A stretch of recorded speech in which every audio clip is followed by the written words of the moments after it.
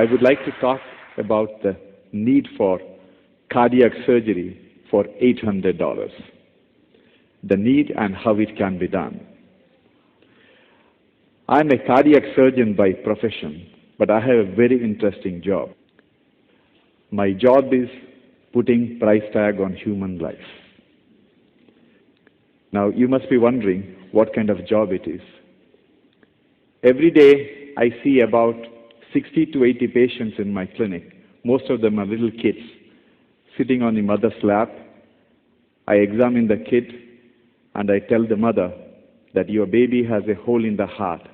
He needs an operation. She has only one question. You know what that question is? How much it is going to cost? I tell her it is going to cost 80,000 rupees, which she doesn't have. And that is a price tag on the kid's life. She comes up with 80,000 rupees, I can save the child. If she doesn't have 80,000 rupees, she's going to lose the kid. This is what we doctors do from morning till evening, putting price tag on human life. How long you will accept it to go on? Indians are genetically 3 times more vulnerable for heart attack. We develop heart attack at a younger age. The average age of my patients in England was 65. In India, it is 45. In my practice, it is not the young son bringing his old father for a heart operation. It is the old father bringing his young son for a bypass grafting. We need to do 2 million heart operations a year. Can anybody guess how many heart surgeries are done?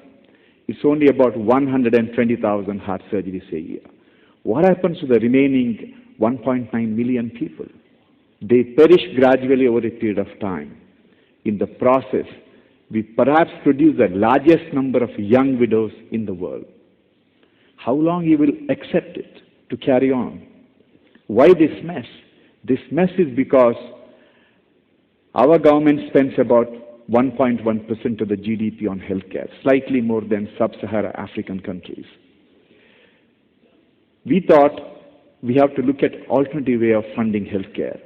So around 10 years ago, we convinced our state government of Karnataka, to launch a health insurance called Yashaswini.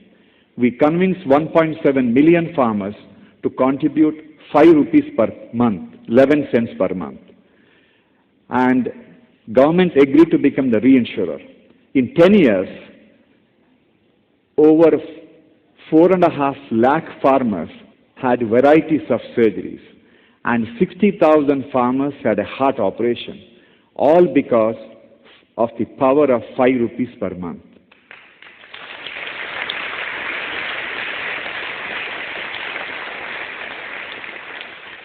Now we are trying to convince our policymakers. We have 850 million mobile phone subscribers who are spending 150 rupees per month just to speak on the mobile phone.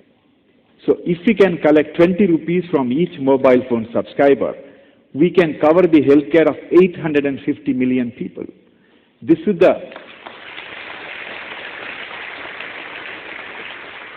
poor people in isolation are very weak, but together they are very, very strong. When this kind of a massive transformation happens, when everyone has a healthcare, you need to change the way the hospitals are built.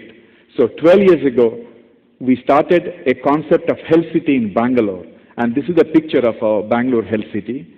The plan was to have 5,000 beds in one campus with the infrastructure to see about 10 to 12,000 outpatients per day. The first building is a heart hospital which has the infrastructure to do 60 heart operations in a single day. But we have 100 towns in India with a population of 500,000 to 1 million. They can't afford to have this big health city. They need a small super specialty heart hospital. So we worked with L&T to build a 300-bed super specialty heart hospital and equip it, build and equip, for $6 million. This is about 20% of what it costs otherwise. And we wanted L&T to build it in 6 months. And sure enough, they built the hospital.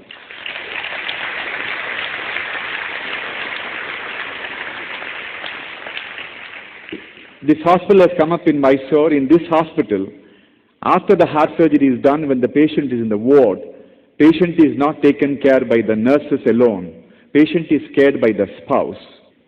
Traditionally, spouse or the family member has no role to play in the patient care. A typical heart patient on the fifth day is ready to go home. Family was not involved with the care. On the fifth day, we call the wife, give her one plastic bag filled with medicines, and tell her, ask her to take care of the husband.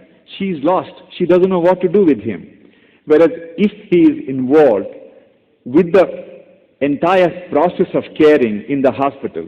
So we worked with the University of Stanford University and developed a audio-video based curriculum to train the spouse to be the caregiver, so that there will be continuity of the care when the patient goes home.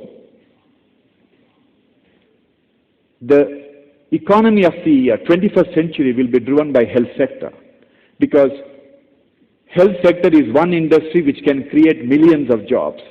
You look at IT industry, which gets a lot of support from the government. For $250,000 turnover in IT industry, they create about 7 to 10 jobs. In healthcare industry, to get a $250,000 turnover, we need to hire 250 people. And majority of the people in health sector are unskilled people. We hire a very small number of extremely skilled, semi-skilled people. If you want a stable society, if you want a better future, we need to create jobs for rural women. As an organization, we have over 13,000 employees across the country. And at one point of time, over 90% of our employees were women. Why women? If I have the job of cleaning the floor in the hospital, I can give the job to the man and give him 6,000 rupees salary. And he will spend 3,000 rupees on himself. And 3,000 rupees goes to the family's welfare. Instead, I give the job to his wife and give her 6,000 rupees salary. She will spend the entire 6,000 rupees on the family's welfare.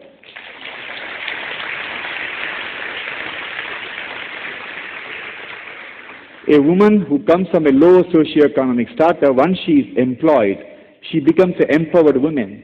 And these empowered women will discipline the children, and when these children, they grow up, they build a great nation. This is the power of job creation for the women. The next big thing in healthcare is going to happen in India. The next big thing in healthcare is not going to be a magic pill or a faster scanner or a new operation. It is going to be utilizing IT to make the hospital safer for the patients. Believe me, hospitals are not safe for the patients. Getting admitted to an American hospital, which is one of the safest, some of the safest hospitals on the earth, getting admitted to American hospital today is 10 times riskier than skydiving.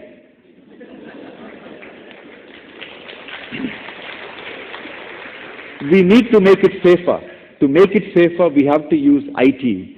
So we are investing heavily on iPad-based solution, replacing the chart with the iPad, which will follow the patients. And we are investing heavily in developing simulators to train the critical care nurses to be better critical care nurses. If we can train a pilot to fly a F-16 fighter plane, with the simulator, we can easily use a simulator to train the critical care nurses. And this is what we are trying to do. For all this to happen, the cost has to come down. Cost of healthcare has to go down.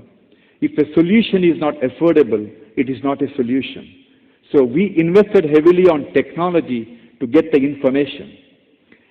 We have advanced Oracle ERP solution on a cloud. We have hospitals in 22 locations. Every day, by 12 o'clock in the afternoon, all the doctors, all the senior administrators get an SMS on their mobile phone with yesterday's revenue, yesterday's expense, and the EBITDA margin. For us, looking at the profit and loss account at the end of the month of a hospital is like reading a postmortem report. Whereas having the profit and loss account on a daily basis is a diagnostic tool which will help you to reduce the cost. This is why our organization is profiled at the Harvard Business School as one of the case studies and occupied the front page of Wall Street Journal 4 years ago.